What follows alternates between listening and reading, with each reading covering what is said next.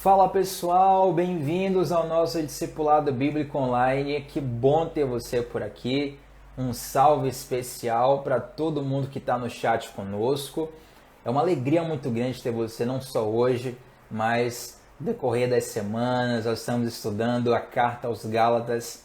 Tem sido uma bênção para mim, sei que tem sido uma bênção para muitas pessoas também. Semana antepassada nós estudamos Gálatas 1 e 2. Semana passada estudamos Gálatas 3 e 4 e hoje nós vamos estudar Gálatas capítulo 5 e capítulo 6. Inclusive no capítulo 5, onde está elencado o fruto do Espírito e as obras da carne. Esse texto que é tão conhecido, nós vamos falar um pouco sobre ele e também sobre outras coisas. Se é tua primeira vez aqui, deixa eu te explicar. Nós estamos estudando a carta aos Gálatas e o método de estudo de comentário que nós temos utilizado é aquele que eu apelidei de highlights. Nós pegamos os melhores momentos do capítulo e destacamos aqui, comentamos e assim crescemos no estudo da palavra. Thiago, por que você não comenta o capítulo inteiro? Porque ia ficar muito extensa a série, mas nada impede você pegar a tua Bíblia em casa e fazer essa leitura que é muito rápida, gente. Eu mesmo quando eu preparo o estudo, primeiramente eu leio o capítulo, eu leio o texto que nós vamos estudar, sem nenhum comentário, sem nenhuma observação, apenas leio de modo devocional. E essa leitura, que é introdutória para me familiarizar com o texto, né? Depois eu releio, aí já anotando, separando alguns pontos, e aí depois eu aprofundo esses pontos. Essa leitura simples, essa leitura sem comentários, uma leitura meramente devocional, ela é muito rápida, não passa de 2, 3 minutos. Você vai ler, gente, todo mundo tem 2 ou 3 minutos no dia para ler a palavra e ali fazer um tempo de oração. Quem sabe você tem deixado de abrir a Bíblia, mas abrindo a Bíblia, Deus vai dar a resposta que você tanto precisa, né? Muita gente aí correndo atrás de profetas, de irmãos, que eu preciso de uma palavra, eu preciso de uma revelação, eu preciso disso e aquilo, quando na verdade a Bíblia já tem tudo o que você precisa ao seu alcance. Então vem com a gente, vem estudar e crescer junto. Estou sentindo a câmera aqui um pouco torta. Deixa eu ver aqui, gente, vai mexer só um pouquinho, tá? Pronto. Mas se também ficou torta, sinaliza para mim aí. Acho que tá ok. Acho que não tá torta não. Também se ficou, glória a Deus. Deus escreve certo por linhas tortas. Então Deus fala com você através de câmeras tortas também. Gente, então, antes de nós começarmos hoje Gálatas 5 e 6, quero te convidar para você estar junto conosco no Telegram. Hoje nós estudamos a Bíblia todos os dias, inclusive essa semana coloquei lá 2 trechinhos de estudos teológicos bem aprofundados sobre termos teológicos. Um deles, inclusive, nós vamos tratar aqui, que é o termo glutonaria. Né? Tem gente que, Tiago, glutonaria é pecado? Comer demais é pecado? Como é isso? Nós vamos falar isso hoje. E também sobre o termo aba. Sabia que o termo aba é um termo privativo dos filhos para os pais? Que um servo, um escravo, ele não pode chamar o pai de aba. Ele pode até ter aquele senhor como um pai, mas não pode chamar de aba. Aba é um termo privativo para os filhos. E essa é uma curiosidade que nos dá a real noção do que é chamar Deus de aba, entender a filiação. Essas e outras coisas, nosso grupo do Telegram, você pode estar conosco lá, clicando no link da descrição. E, gente, a nossa igreja, Lírio Armação, nós já não estamos mais limitados à inscrição prévia para participar dos cultos. Basta você ir domingo 10 horas, domingo 18 horas, portas abertas. Nós queremos muito te receber lá. O culto da quarta-feira, 19h30, ainda é exclusivamente online, mas o domingo já está aberto, tá? Estacionamento, para você que nunca foi lá, estacionamento interno, externo, segurança privada para o teu carro, para você entrar e sair da igreja com segurança, salinha de crianças, tanto pela manhã quanto pela noite, então leva teu filho, seja uma criança, seja um junior, um pré-adolescente, um adolescente, tem tudo preparado lá para abençoar você e sua família, nós queremos muito te receber. Vamos lá, gente, Gálatas 5 e 6, eu separei quantos tópicos aqui? Deixa eu contar. 1, 2, 3, 4. São 4 tópicos. 2 em Gálatas 5 2 em Gálatas 6. Né? E talvez aí você se pergunte, por que não leu o capítulo todo de Gálatas? Porque isso você pode fazer em casa, rapidamente. Eu, quando estou preparando o estudo e faço primeiro aquela leitura geral, aquela leitura mais devocional, depois eu releio e separo os textos, e aí eu vou estudar um pouco mais. Essa leitura geral simples, sem nenhum comentário, sem ter a necessidade de construir um estudo, de preparar uma aula, essa leitura é muito rápida, gente. Eu não consigo passar de 5 minutos lendo. Acho que a leitura mais lenta de um texto da Bíblia foi 5 minutinhos. Uma coisa bem rápida, um capítulo desse, capítulo 5, 6, você lê sem brincadeira nenhuma. Você lê em 3 ou 4 minutos tranquilamente, tá? Então você pode ler na tua casa, ser profundamente edificado.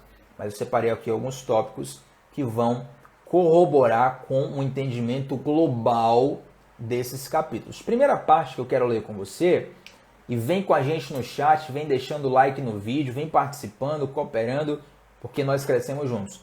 Gálatas 5, 17 e 18, que diz assim: a natureza humana deseja fazer exatamente o oposto do que o Espírito quer fazer. E o Espírito nos impele na direção contrária àquela desejada pela natureza humana. Perceba que há uma guerra aqui. Essas duas forças se confrontam o tempo todo, de modo que vocês não têm liberdade de pôr em prática o que intentam fazer. Quando, porém, são guiados pelo Espírito, não estão debaixo da lei. Gente, versículo 17 nos mostra algo que os cristãos costumam resumir numa frase que eu ouço desde pequeno. Eu sei que tem pessoas com várias timelines no evangelho aqui, né? Tem gente que já tem anos, tem gente que chegou agora. Então talvez você tenha chegado agora e nunca ouviu a seguinte frase: a carne nunca se converte, tá? A carne nunca se converte. O que isso quer dizer? Vou te contar uma história. Certa vez uma pessoa chegou para mim e falou assim, Thiago, eu achava que quando eu entregasse minha vida para Jesus, eu não iria ter mais desejo de pecar. Achava que Jesus ia tirar todo o desejo de pecar que eu tenho. E eu achava que os cristãos não pecavam porque não sentiam vontade. Se eles sentissem a vontade que eu sentia, com certeza eles iriam pecar. E aí me converti, isso a pessoa dizendo, né? E aí me converti e fiquei extremamente surpreso porque percebi que eu sinto vontade de pecar do mesmo jeito. E a pessoa falava aquilo e perguntava assim, será que Deus não está no meu coração? O sentido da pergunta era esse, né? O sentido de tirar a dúvida era esse. Tipo, será que Deus não está no meu coração? Será que eu estou vivendo errado porque eu estou sentindo vontade de pecar? Ele achava que Jesus tinha que tirar a vontade de pecar. E na verdade a regeneração, gente, ela é feita nesse plano, no plano terreno, ela é feita no campo do Espírito, tá? Quando você faz uma aliança com Jesus, a regeneração, ela vem no campo do Espírito. A sua regeneração completa, ela virá quando Jesus voltar. Então Deus te dará um corpo glorificado. Mas enquanto isso, você ainda está limitado a uma natureza caída, a uma natureza terrena, a natureza que é viciada no pecado. Então a carne se inclina para o mal. É por isso que você pode ser a pessoa mais santa do mundo. Você está batendo um recorde mundial de tempo sem pecado. Ainda assim, a tua vigilância de ontem não serve para hoje. Guarda isso. Coloque isso no chat que é interessante você escrever isso para mentalizar. A tua vigilância de ontem, ela não serve para hoje. Você vigiou ontem, você foi fiel ontem. Hoje você tem novas tentações, novos desafios. Você precisa vigiar também. E a grande prova de que ser tentado não tem problema é que Jesus foi tentado em tudo. A palavra de Deus diz isso lá em Hebreus capítulo 4. Mas em nada ele pecou. Entende? Então existe uma diferença entre ser tentado e entre pecar. Imagina comigo, gente, um drogado. Que ele vai para uma casa de recuperação e ele ali faz um trabalho de desintoxicação e de repente ele sai dali recuperado. Ele agora é um ex-viciado em abstinência, né? E ali ele passa a ter um processo de tentação com as drogas. Alguém oferece para ele drogas novamente. No que é que ele está passando ali? Por um pecado? Não, ele está passando por uma tentação. As memórias afetivas, emocionais, o corpo dele, os hormônios dele todo o processo biológico, químico, emocional, espiritual dele vai fazer com que ele lide com o contexto de tentação. Mas se ele sente aquela vontade, diz não para aquela vontade, ele permaneceu fiel, ele permaneceu limpo, como eles costumam dizer na linguagem da dependência química, né? Fulano está limpo há tanto tempo, ou seja, fulano não consome aquele produto químico, aquela dependência química, né? Aquela substância química, lembrei agora, aquela substância química há X tempo. Então, tentação é diferente de pecado. Tua carne nunca se converte. Então, mesmo cristão, você vai se ver tentado a pecar. Agora, existe uma diferença entre desejo e vontade. Eu faço questão de comunicar isso para você. É muito interessante você entender isso aqui, e essa diferença foi pautada principalmente por um filósofo chamado Immanuel Kant. Eu gosto muito dele. Filósofo alemão da conhecida Escola de Frankfurt, né? Frankfurt foi uma cidade, na verdade a Alemanha foi um país que trouxe muitos filósofos relevantes para a modernidade e para a pós-modernidade. Um dos principais deles, Immanuel Kant, ele falava que existia uma diferença entre desejo e vontade. E basicamente ele dizia que desejo é o seu instinto, tá? Então vamos colocar aqui na balança. Você é um homem ou uma mulher casado, casada, né? Você está casado com o amor da sua vida. A pessoa que você sempre sonhou. A pessoa que chega para mim e fala assim, Thiago, é a pessoa do jeito que eu gosto. Da cor tal, do tamanho tal, do jeito tal, do tipo de cabelo tal, da personalidade tal. A pessoa é perfeita para mim, sou apaixonado. A pessoa me corresponde. Temos uma família linda. Tá tudo perfeito. Mas isso não te impede de você, possivelmente, sentir uma atração física por outra pessoa. Ah, mas isso é traição. Calma. A traição é quando você consuma. Por quê? Você, como homem, como mulher, você tem um instinto sexual animal, que é algo que Deus colocou em você. Agora, que você não pode dar vazão a isso, já que você tem uma aliança, né? Você tem que usufruir desse instinto seu, no exemplo hipotético que eu citei, com o seu cônjuge, com a pessoa que está com você formando família. Ali é um ambiente saudável que Deus preparou para você usufruir do sexo. Mas você pode ser ativado nesse instinto em alguma situação. Às vezes situações que você nem espera. Ali você vai exercer acima do desejo o quê? A sua vontade. Aqui entra a grande chave de Kant. Desejo é instinto. Vontade é a decisão que você tem sobre o seu instinto. Já citei algumas vezes aqui, o pessoal até riu, o pessoal até brincou no chat, né? Mas já citei algumas vezes que alguns anos atrás aqui no Brasil tinha aquele programa do João Kleber na Rede TV que...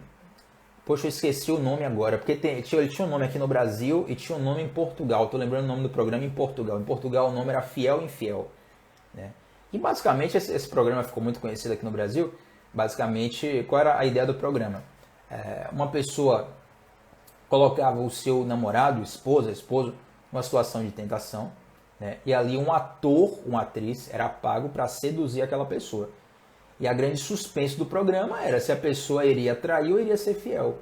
Então, vamos lá, naquele momento, eles não vão colocar um ator feio, né? Vão colocar um ator bonitão, bonitona, com a lábia, sabendo conversar, sozinhos, num ambiente específico, tudo favorável para a pessoa ceder à tentação.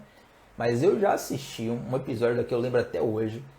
Eu não sei quem lembra aqui, eu lembro quando eu citei isso, eu já citei isso 300 vezes aqui no discipulado. Mas quando eu citei, teve alguém no chat que colocou assim, eu também lembro desse dia. Foi um careca, rapaz. A mulher tentou de todo jeito, a atriz, né, tentou de todo jeito.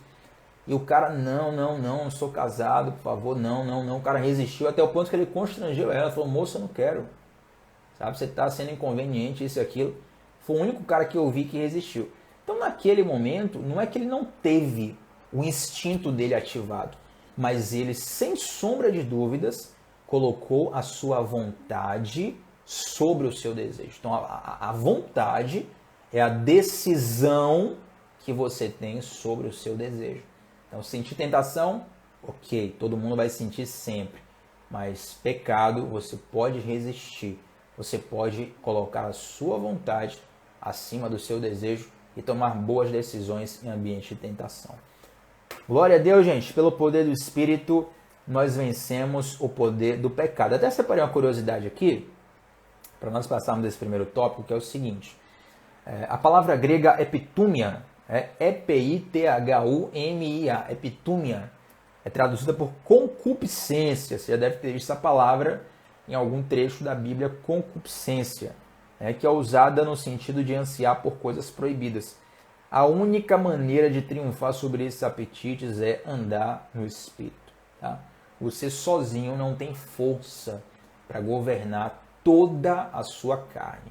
Mas, Thiago, eu conheço filosofias, pensamentos, ideologias, métodos de meditação que me ajudam a vencer a minha carne. Queridos, apesar de eu ter usado, inclusive, o exemplo da questão sexual, porque todo ser humano tem isso, pecado não é só sexual. Você vai ver, por exemplo, nas obras da carne, que tem muito mais pecados sociais do que pecados envolvendo a área sexual. Então, assim, por exemplo, você vê um monge budista que ficou na montanha meditando durante 7 anos para poder controlar os seus instintos e tal. Ele consegue em alguma medida, mas ele não consegue alcançar tudo, ele não consegue controlar tudo. Né? Sem Deus, você pode até, por algum motivo, controlar a sua área sexual, mas ainda tem inveja, tem cobiça, tem bebedice, tem violências, traições, ciúmes, facções, uma série de coisas que, na verdade, nenhum de nós consegue ser perfeito. Né? Nem andando no Espírito você consegue viver a sua vida inteira sem pecar. Gente, já estou aqui há 30 anos sem pecar. Uma hora você vai, infelizmente, por sua falha, perceber que ainda tem muito a fazer. Mas com o governo do Espírito, o pecado vai ser, no máximo, um acidente de percurso na sua vida.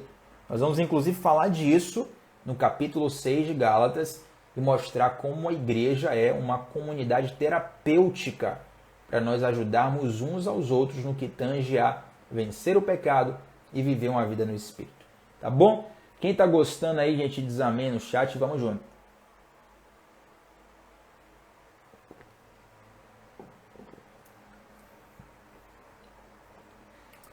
Eu ainda estou achando essa câmera torta aqui, mas tomara que não esteja, né?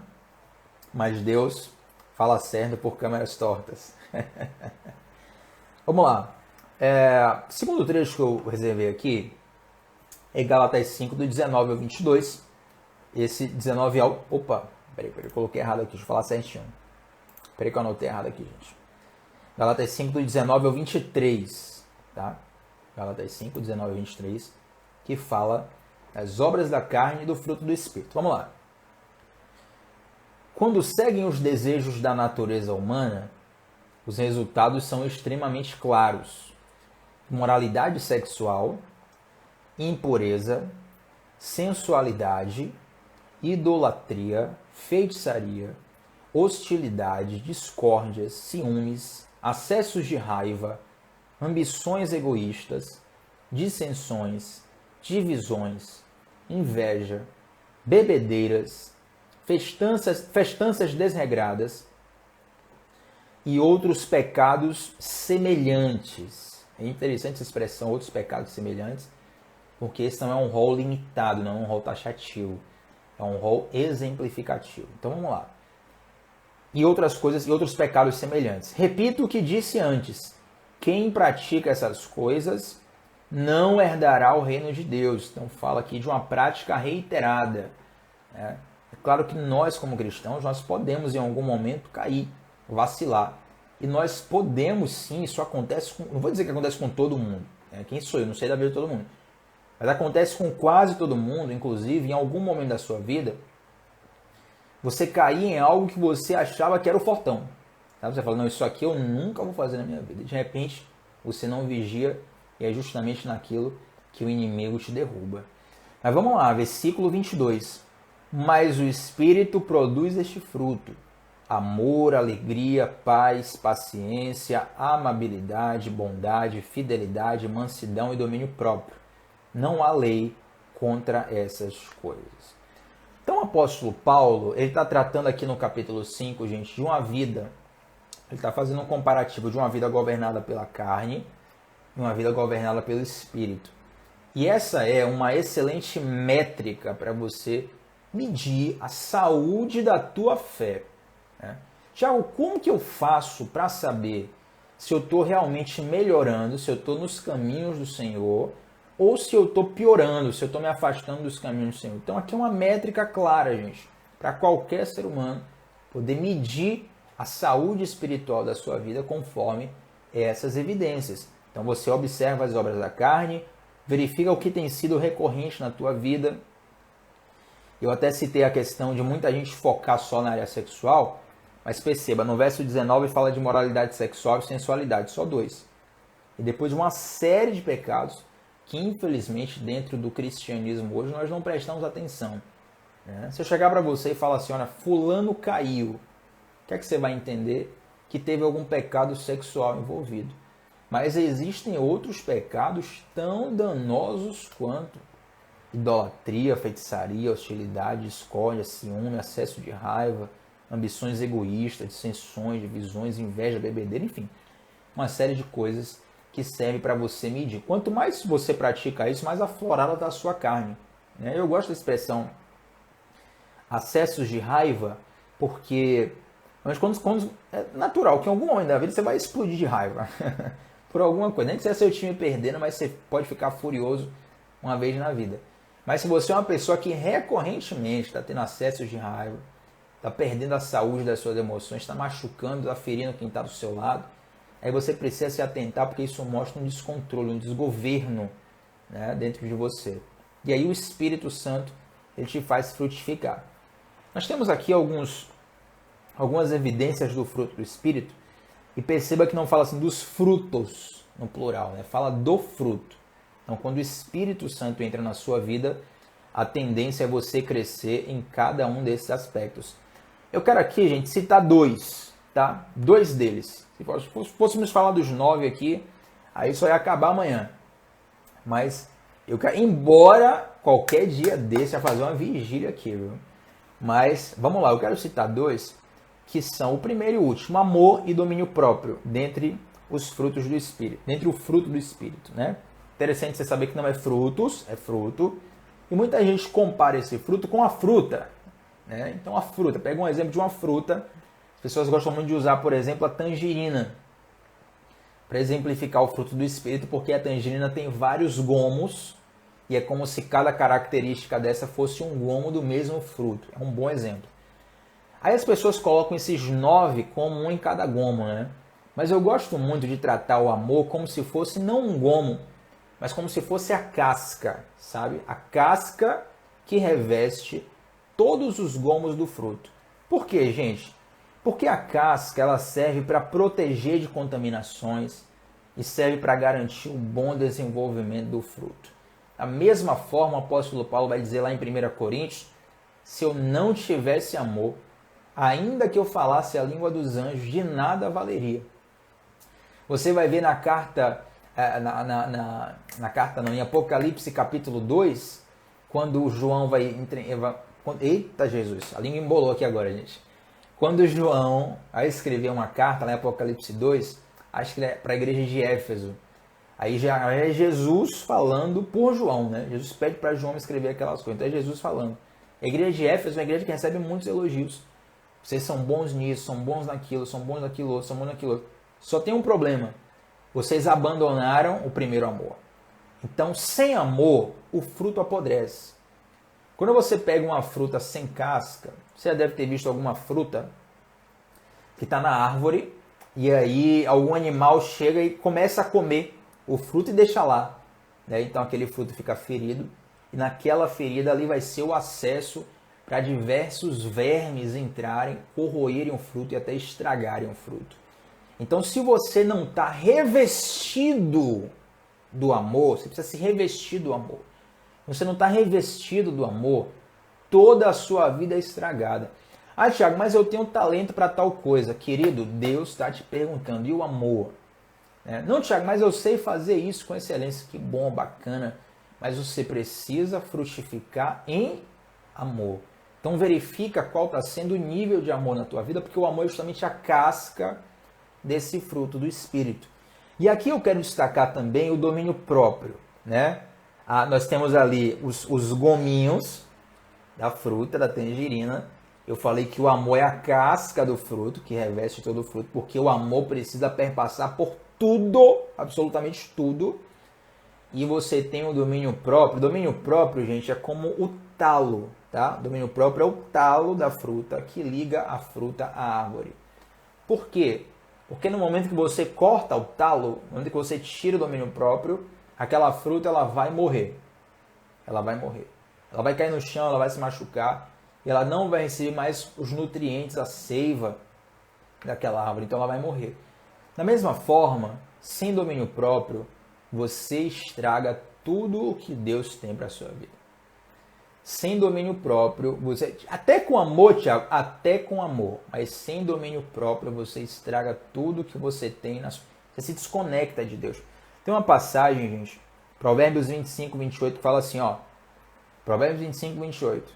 O homem sem controle é como uma cidade sem muralhas. Meu Deus.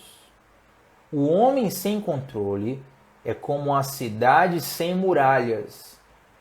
No mundo atual, é mais complicado você entender esse texto, porque as nossas cidades elas não são muradas. Estou aqui transmitindo agora diretamente Salvador, não sei qual é a tua cidade. Inclusive tem tempo que eu não pergunto isso aqui no discipulado, qual a cidade você está falando, coloca aqui no chat para a gente saber. Caso não seja Salvador, sei que a maioria é de Salvador, né? Mas caso você não seja de Salvador, coloca aqui a tua cidade, teu estado, de onde você está falando, para a gente conhecer. E no Brasil, no mundo ocidental, na verdade, né, as cidades não são mais muradas. Então não tem uma muralha ao redor de Salvador. Não tem uma muralha ao redor de São Paulo. Não tem uma muralha ao redor do Rio de Janeiro. Mas antigamente as cidades eram muradas porque era muito fácil você pegar um acampamento e atacar aquele acampamento. Então as pessoas erguiam muros, não só para delimitar espaço, mas para ser uma proteção contra a guerra. Mesma coisa de uma casa. As pessoas não colocavam muros sobre as cidades, hoje em dia a gente coloca muros sobre casas. É difícil você ver uma casa sem muro. Se vê uma casa sem muro, ou a pessoa está numa condição muito difícil financeira, que ela não conseguiu erguer um muro, ou a pessoa está morando num condomínio. E aí o próprio condomínio tem a sua proteção, o condomínio tem o próprio muro, né? Então a casa sem muro é muito mais fácil de você assaltar, porque não tem aquela proteção. Então, o homem que não tem domínio próprio, ele é como uma cidade sem muros, ele é como uma casa sem muros. Entendeu? Qualquer hora você rouba a riqueza dele, qualquer hora você invade, você tira a paciência dele. Sabe quando criança tem aquele costume de querer colocar apelido nos outros? Né? E apelido, como é que apelido pega? Apelido pega quando a pessoa se irrita com o apelido. Às vezes você bota um apelido em alguém, a pessoa nem se irrita, então nem faz graça, né? Mas quando a pessoa se irrita com o apelido, aí que você começa a chamar mesmo a pessoa por aquele apelido. Então, é muito fácil. Tem sempre aquelas pessoas que pegam A por tudo. Você não precisa se esforçar muito, você pode fazer uma brincadeirinha com a pessoa já pega A, se incha, já se estressa. E essas pessoas são as que mais são pirraçadas. Porque quem pirraça quer ver o outro realmente perder a linha, se estressar, se chatear. Claro, dentro de um modo saudável, né? Se for uma coisa já descambando para o bullying, aí não é prudente continuar a brincadeira. Mas entre amigos, o mais pirraçado é aquele que pega A logo. É aquele que se estressa logo e logo também depois volta ao normal. Mas o homem sem controle, sem domínio próprio, ele é essa pessoa fácil, entendeu? Então o diabo pilha ele, o inferno aperta a mente dele, qualquer situaçãozinha ele já perde o controle das coisas, ele já joga tudo para cima, ele já destrói todos os planos, tudo aquilo que ele construiu, ele já coloca tudo por água abaixo por conta de uma atitude impensada. É por isso que o domínio próprio é extremamente importante para que você não estrague os planos de Deus na sua vida. E, gente, domínio próprio não diz respeito só à raiva. As pessoas falam, você tem que ter domínio próprio no sentido de não se irar. Também. Mas domínio próprio diz muito sobre a disciplina atlética. Sabia disso? A palavra grega para domínio próprio, até anotei aqui, egikrateia. E-G-K-R-A-T-E-I-A. Egikrateia. É a tradução do original, a palavra original que está traduzida por domínio próprio. Que significa autocontrole, domínio dos próprios desejos e apetite. E atenção, aplicava-se a disciplina que os atletas exerciam sobre o próprio corpo. Uma expressão, inclusive, utilizada lá em 1 Coríntios 9, 25.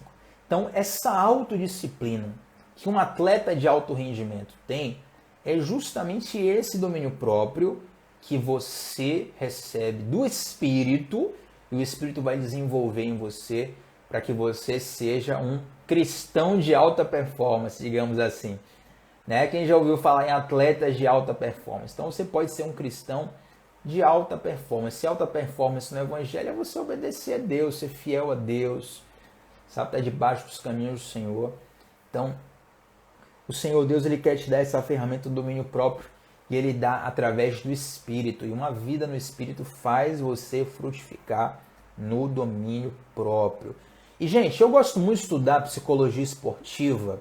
E uma coisa que eu sempre vejo de característica dos grandes campeões é a habilidade que eles têm de dizer não para um desejo momentâneo em troca de uma glória muito maior. A habilidade que ele tem de dizer não para um desejo momentâneo em troca de uma glória muito maior. Uma coisa muito comum aqui no Brasil, futebol é o esporte mais popular no Brasil e no mundo. Né? O Brasil, ele produz muitos jogadores que vieram de classe baixa. É muito comum, né? Ser um craque, ele vai dar entrevista e fala assim, olha, eu queria me profissionalizar para dar uma casa à minha mãe, porque eu não tinha casa, eu passei fome, e para ir para o treino eu ia de pé, eu pregava 7 ônibus para ir, 7 ônibus para voltar. É uma história sofrida, a maioria das pessoas tem essa história sofrida. E o que acontece? Jogadores profissionais de alto nível, né, eles começam a ganhar dinheiro logo cedo e eles passam a ter acesso a um mundo que eles nunca tiveram e sempre desejaram. Né? Então, moleque era pobre, feio, não falava direito, ninguém olhava para ele. Agora ele passa a ser o craque, está na mídia o tempo todo e está com dinheiro no bolso. Irmão, chove proposta, chove amigo, chove tentação sexual pro cara, chove festa. E é nessa hora que ele pensa, eu vou compensar tudo que eu nunca tive. Nenhuma menina nunca olhou pra mim, agora que eu tô podendo, eu vou namorar com todas, eu vou perder noite, eu vou pular festa, eu vou beber, eu vou fazer acontecer. E aí o que é que ocorre com esse cara? Ele nunca vai ser um campeão. Ele vai ter um desperdício de potencial porque ele não conseguiu dizer não aos prazeres momentâneos. Então os grandes campeões, eles na verdade eles têm muito dinheiro, têm muitas tentações, muitas propostas, mas ele precisa ter a habilidade de dizer não. Eu vou até citar o nome de um craque do Vitória, né? Um ex-jogador, já ex-jogador, mas um craque do Vitória, do futebol brasileiro. Inclusive chegou a jogar na seleção brasileira e foi campeão na Copa América com a seleção brasileira, que é o volante Dudu Cearense, daqui de Salvador também. Claro, o nome é Cearense, né? Nasceu de Fortaleza lá, mas foi revelado aqui no Vitória, aqui em Salvador. E interessante, rapaz, eu estava na Nexo, a empresa do pastor Paulo Neto, da nossa igreja, e o Dudu Cearense ele foi dar uma palestra lá. O Cearense, um ex-atleta de muito sucesso e agora trabalhando no ramo empresarial. Ele foi dar uma palestra e ele falava como muitos jogadores que ele conheceu tinham muito mais talento do que ele, mas não tinham uma disciplina de dormir cedo, de se alimentar bem, de não ir para festas. Então tinha muita gente que tecnicamente era melhor do que ele, mas ele conseguiu chegar mais longe porque ele foi mais disciplinado. Então você precisa ter isso sobre a sua vida, né? Você deve ter ouvido em algum lugar, em algum momento, a seguinte frase: não troque aquilo que é eterno por aquilo que é passageiro. Gente, isso é batata, tá? Isso é batata. Eu amo essas frases feitas, não quando elas são irrefletidas, aquela coisa bravata, mas quando elas realmente representam algo. Essa é uma delas. Não troque o que é eterno por aquilo que é passageiro. Que muitas vezes você vai sentir falta e essa troca não tem devolução 7 dias, não tem direito do consumidor, não tem acionar a justiça. É perder o Playboy. Brincadeiras à parte, mas essa é a importância do domínio próprio. Vamos lá, gente, caminhando para Gálatas 6, capítulo 1 até o 3. Olha o que diz a palavra do Senhor. Irmãos, se alguém for vencido por algum pecado, vocês que são guiados pelo Espírito devem com mansidão ajudá-lo a voltar ao caminho certo. E cada um cuide para não ser tentado. Ajudem a levar os fardos uns dos outros e obedeçam desse modo à lei de Cristo.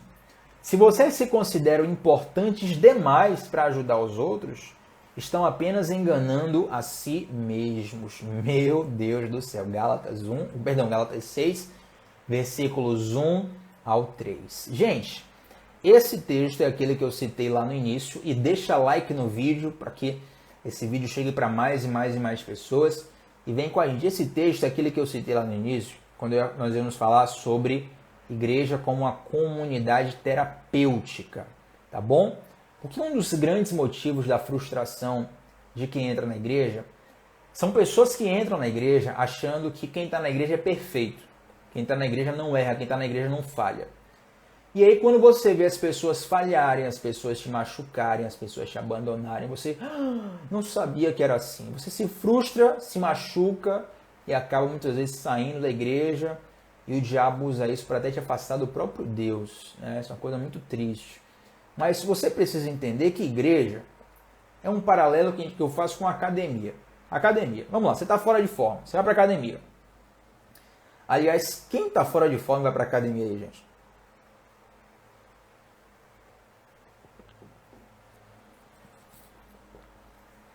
Então, ó, você está fora de forma, você vai para academia. Você chega na academia, tem um cara que é atleta profissional, tá lá. Tem um cara que não é atleta profissional, mas é dedicado, tá lá todo certinho, todo dia, se alimentando, treinando, trabalhando certinho. Tem aquele cara que vai de vez em quando. Tem aquela pessoa que está começando a primeira semana junto com você. Você acha que ela está ali há muito tempo, mas ela entrou na mesma semana que você, está tão perdida quanto você. E tem aquela pessoa que está há muito tempo, mas vai de caju em caju, então nunca melhora, né? Ou seja, tem gente de todo tipo na academia. Você entrar numa igreja e dizer assim, não gostei da igreja porque na igreja tem gente que é assim, assim, assim, é a mesma coisa de você entrar numa academia e dizer, vou sair dessa academia porque essa academia tem gente fora de forma. Ora, as pessoas estão ali buscando melhorar de saúde, de performance, de estética, enfim, de alguma coisa, estão buscando melhorar tanto quanto você. E tem pessoas que estão no estágio mais avançado, outras estão no estágio mais atrasado, outras estão iniciando agora, outras avançam mais rápido, sabe? Então é muito importante você entender que a igreja ela é uma comunidade terapêutica. Então o apóstolo Paulo fala, se alguém for vencido por algum pecado, vocês que são guiados pelo Espírito devem com mansidão ajudá-lo a voltar ao caminho certo. É interessante perceber que a expressão que está escrita no original, no grego, gente, ela se refere a alguém que dá, é como se fosse alguém que dá um passo em falso, né? Não é alguém que está no pecado deliberado. É alguém que dá um passo em falso. Pecado deliberado é outra coisa. Pô, o cara está na igreja e tem 5 mulheres na rua. Aí, peraí, né?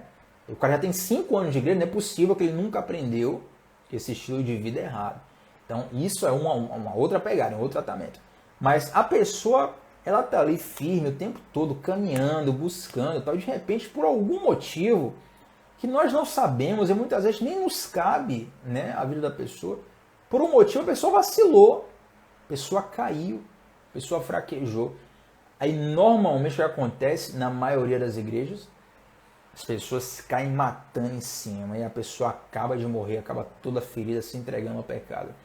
Então não é apoiar o pecado da pessoa, mas é ajudar a pessoa a vencer o pecado. Já que você está dizendo que não pode ter confronto, pode ter confronto, deve ter confronto, mas o confronto precisa ser dado num ambiente de amor. Pensa comigo. Você vai ouvir confronto de quem? De quem estava do seu lado, te amando e te cuidando? Ou de pessoas que não têm nada a ver com sua vida e apareceram do nada quando você errou? Você vai ouvir confronto de quem? Você está ali vivendo tua vida, ninguém apareceu. Quando você errou, aparece um monte de gente para apontar o dedo. Você vai ouvir esse confronto? Você não vai, você vai fechar o coração, né? Você vai ouvir confronto de quem? As pessoas estavam ali te apoiando, te ajudando, conversando com você. Por algum motivo você caiu e a pessoa tem um respaldo para te confrontar, para te ajudar, para dizer, olha, não é assim, você errou assim, assim, mas eu quero te ajudar, vamos trabalhar junto para você se levantar. Qual confronto você vai receber? É esse, com certeza, das pessoas que te apoiam, te ajudam, entende? Eu estou te trazendo esse paralelo para que você não seja aquele meme, né? Tá vendo essa pessoa? Não seja essa pessoa. Não seja alguém que só aparece para apontar o dedo, sabe? Não seja alguém que só aparece para apontar o dedo, para pisar, para esmagar. Porque existe, gente, um prazer, isso é humano, tá? Não é a pessoa fulano de tal é ruim, não, isso é humano. A gente está falando de domínio próprio. Tem pessoas que se dominam, tem pessoas que não se dominam, não se controlam, mas isso é humano. É o prazer de se sentir melhor do que o outro. Ah, isso é prazeroso demais, gente. Se sentir melhor do que o outro é prazeroso demais. Por isso que a Bíblia manda a gente vigiar. E muitas vezes uma das formas inconscientes que o ser humano tem de se sentir melhor do que o outro é humilhando o outro, é diminuindo o outro, é esmagando o outro, sabe? Então a gente tem que ter muito cuidado para não deixar a nossa carne falar mais alto. E na verdade, quando nós servimos as pessoas, no momento em que essa pessoa precisa de um confronto, você vai ter uma voz ativa. Você vai ter um coração aberto esperando a sua voz, porque você já servia, já ajudava ela. Então a igreja precisa ser essa comunidade terapêutica para ajudar uns aos outros. Inclusive o grupo de comunhão é uma dessas ferramentas, né? Onde você conhece pessoas em que você pode se abrir, você pode conversar, você pode refletir melhor sobre a sua vida, um ambiente de confiança. E aí, gente, eu separei aqui, nesse tópico, uma pergunta que eu recebi na minha caixinha do Instagram. Assim, eu até respondi lá na caixinha do Instagram, tá lá, @tbatista9. Não sei se depois, quando você vem, ainda vai estar salvo, mas uma pessoa perguntou assim, ó, como saber se alguém está desviado? Como saber se alguém está desviado? E aí é interessante, né, essa pergunta. E eu respondi da seguinte forma. A parábola do trigo e do joio é uma parábola que fala de crentes e falsos crentes, né? O interessante da parábola do trigo e do joio é que Deus, ele não nos instiga a nós fazermos uma caça aos joios. Deixa eu ver quem é joio aqui, quem é joio, vou caçar joio, vou destruir joio. Não. Não vou expor, denúncia profética. Não, esquece isso. A questão é o seguinte, olha o que a parábola diz. É necessário que o joio cresça junto com o trigo. E lá no final eu vou fazer a diferenciação. Por quê? Se você for querer arrancar o joio é tão parecido com o trigo que você vai arrancar trigo achando que está arrancando joio. Então, muitas vezes, quando a gente quer saber como saber se alguém se afastou realmente dos caminhos do Senhor, ou se está indo nos caminhos do Senhor. Bom, tem situações que são bem fáceis de perceber, são deliberadas. Você vê claramente pela atitude das pessoas. A pessoa está bem longe de Deus, está bem afastada. Mas tem algumas situações onde a pessoa ainda não está vivendo uma luta, né? Ela não se afastou, está vivendo uma luta. E às vezes você olha para ela, parece que ela está querendo Deus, você olha, parece que meu Deus, tá ou não está? Calma. A nossa função não é ficar dizendo, fulano está desviado, fulano não está, será que está, será que não está? A Bíblia diz que o nosso trabalho é ser trigo. Seja santo, seja justo. Pode ter certeza. Nem todo mundo que você ajudar, nem todo mundo que você evangelizar, nem todo mundo que você gastar tempo, que você falar de Jesus vai ser salvo. Nem todo mundo. Então, eu quero saber se eu estou fazendo em vão. Não existe pregar o evangelho em vão, querido, querida. Porque você prega para salvar os salvos e para condenar os condenados. Você prega para salvar os salvos e para condenar os condenados. Vai ter pessoas que você vai pregar e Deus vai usar aquela pregação sua para salvar aquela pessoa. Isso é uma. Vai ter pessoas que você vai pregar e Deus vai usar a tua pregação no juízo final para falar para aquela pessoa. Tá vendo? Eu te dei chance. Então nunca é em vão, tá?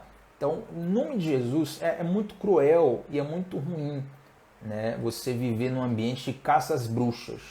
Aqui, quem está em pecado? Quem está em pecado? Vamos ver, vamos descobrir. Aí, você soube, fulano, você soube, rapaz, uma bomba que é o fulano de tal, cara. Descobri não sei o que no celular de fulano. Isso, gente, pelo amor de Deus, isso desmotiva as pessoas, sabe? As pessoas, gente, hoje, elas não têm ranço de Deus, elas têm ranço da igreja, elas têm ranço de crente. As pessoas não odeiam muito Deus, elas odeiam os crentes. Tem até alguém que fala assim, ó, Jesus é muito bacana, o problema são os seguidores dele, né? E muitos de nós acabamos com essa atitude que é completamente anti-amorosa, acabamos com essa atitude afastando muitas pessoas. Então, o nosso papel é cultivar o trigo, deixa o joio crescer e Deus vai tratar do joio tranquilamente. Até porque é muito comum, é muito natural que a pessoa que vai esfriando na fé e não aceita a correção, ela naturalmente vai se afastar dos caminhos do Senhor, não tem jeito. E é muito comum que lá no momento do afastamento, Deus toque ela. Deus abre os olhos dela e ela volte. Muito comum, né? É melhor do que a pessoa sair com a ferida da igreja e aí para recuperar, haja coração. Aí é uma luta terrível, né? A pessoa está com o coração fechado para Deus e para a igreja. Mas vamos que vamos, Gálatas capítulo 6, versículo 15, meus amados, e essa é a nossa última observação no estudo de Gálatas. Estamos chegando aqui ao final dessa série maravilhosa, gente, que alegria estar aqui no Discipulado. É muito bom ter a companhia de cada um de vocês. Vem deixando o like, mas vamos lá, Gálatas 6,15 diz assim, ó: não importa se fomos circuncidados ou não, o que importa é que fomos transformados em nova criação. Vocês perceberam desde o início que Gálatas, numa carta do apóstolo Paulo, combatendo a judaização dos novos cristãos. Então, os judeus estavam pressionando os cristãos a se circuncidarem e seguirem a lei. Havia uma grande pressão e muitos cristãos estavam cedendo e ali passando a serem judaicos, né? A se judaizarem, a seguirem a antiga lei e a não mais se moverem nem pela graça, pela fé. Então o apóstolo Paulo, nos seus últimos versículos aqui em Gálatas, ele diz que não importa se fomos circuncidados ou não, ou seja, Paulo traz um contraste entre o legalismo da identidade religiosa e uma verdadeira transformação. O que importa é que fomos transformados em nova criação. O que o apóstolo Paulo está querendo te dizer é o seguinte, ó, não importa muito a igreja que você faz parte, a denominação que você faz parte, o canal no YouTube que você é inscrito, o influenciador gospel que você segue, não importa os cursos online que você comprou, não importa ter uma carteirinha de membro na convenção, na igreja, não importa nada disso. O que importa é se de fato você está sendo transformado de glória em glória, sabe? É muito importante isso, gente, porque nós passamos o tempo, se nós não vigiarmos, a gente cai numa espécie de religiosidade que é o último a perceber a própria pessoa. É que nem mau hálito. Né? Mau hálito, todo mundo percebe que a pessoa tem, menos a própria pessoa. Religiosidade é igual a mau hálito. Tá todo mundo percebendo que você está super religioso, está super frio, está super chato. E aí você acha que aquilo é santidade, mas a tua vida não está transformada. Então a métrica de uma vida no Espírito é uma transformação em nova criação. Ei, Jesus quer te dar uma nova vida. Tiago, essa live aqui não é só para crente, é aberta a todo mundo. Acredito que 99% das pessoas aqui sejam cristãs, né? Sejam evangélicas já. Mas acredite ou não, meus queridos, a igreja ela também é um campo missionário. Porque muitos aderiram a uma religião, mas não entenderam a transformação que o evangelho causa. Jesus não muda a vida de ninguém. Jesus muda a nossa mente e uma mente transformada transforma a nossa vida. É por isso que é importante você entender que o Espírito Santo, Tiago, já sou crente, estou na igreja, tenho não sei quantos anos, o Espírito Santo quer trabalhar no seu interior, quer fazer você diminuir as obras da carne, até vencê-las, fazer com que você frutifique ainda mais no Espírito e viva uma vida no Espírito, mesmo que você ainda viva dentro dessa carne que nunca se converte. Amém, gente? Que bênção maravilhosa estar aqui com vocês.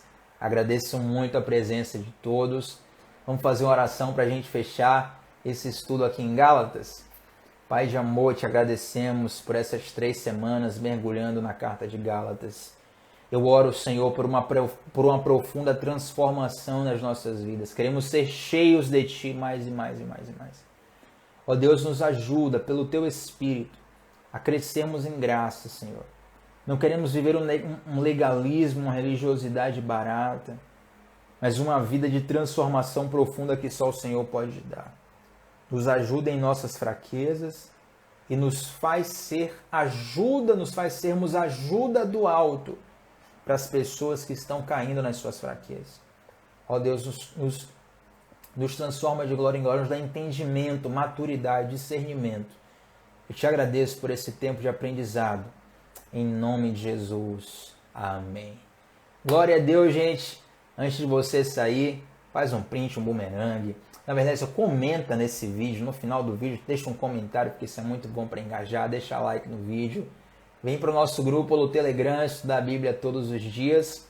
E também nós temos agora um grupo oficial da igreja, não só de discipulado, mas um grupo dos membros da igreja no Telegram. Quem quiser entrar, não tiver acessado ainda, me manda um direct lá no Instagram, que eu te mando o link para vocês entrarem em contato, tá bom? E, gente, reiterando, qualquer dúvida, qualquer pedido de aconselhamento, pedido de oração, no que eu puder te ajudar, me chama lá no direct do Instagram.